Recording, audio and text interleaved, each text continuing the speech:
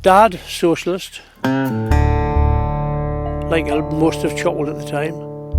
And if you were extra strong socialist, some classes as a bit of a left-wing communist, but there were, it was just a lot of hearsay, and I don't know of any of them that was what I would think would be card-carrying communist party, but there were classes.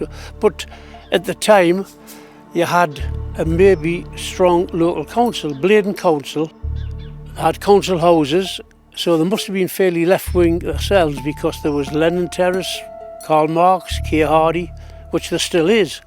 So there must have been everybody a bit more left-wing than other places.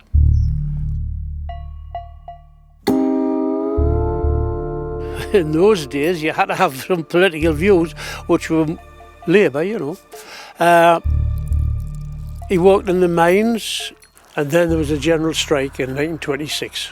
There was a newspaper being printed here, and they blockaded the roads round about just to stop anything happening much, and you had to ride out over the fields to other collieries and other areas with the newspaper to keep the news what was happening. But Chopwell strike went on after 26. It carried on longer. Most of the others went back at 26, but Chopwell carried on a bit longer. I don't know for how long, but it did carry on. After the strike, he couldn't get a job because they were a bit too left-wing, went to Canada.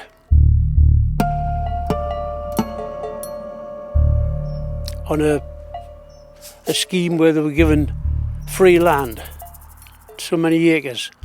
But when they got there, they thought they were going to be farmers. It was forest. And the area happened to be Alberta, where it was a coal mining area, so it was a devious way to get them to Canada to work in the mines. He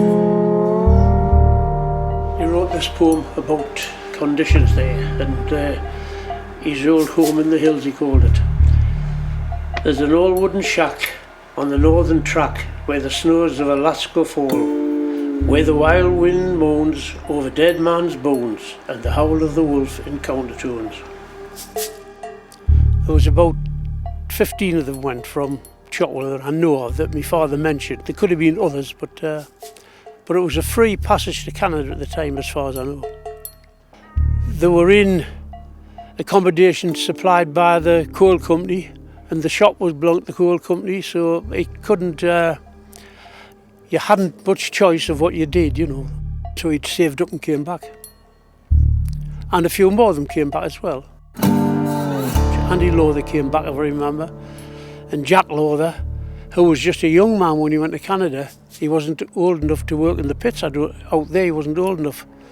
They had to tell lies to get him to work in the mines. I couldn't say today they don't seem very interested in politics in Chopwell anymore. Are they anywhere interested in politics? I don't think they are. I mean, in those days, if there was a meeting in the village, Labour or whatever, people used to turn up, but they didn't have telly and they didn't have radios either. So it was somewhere to go and listen to people, and that was the only way it was. But now they've lost interest altogether.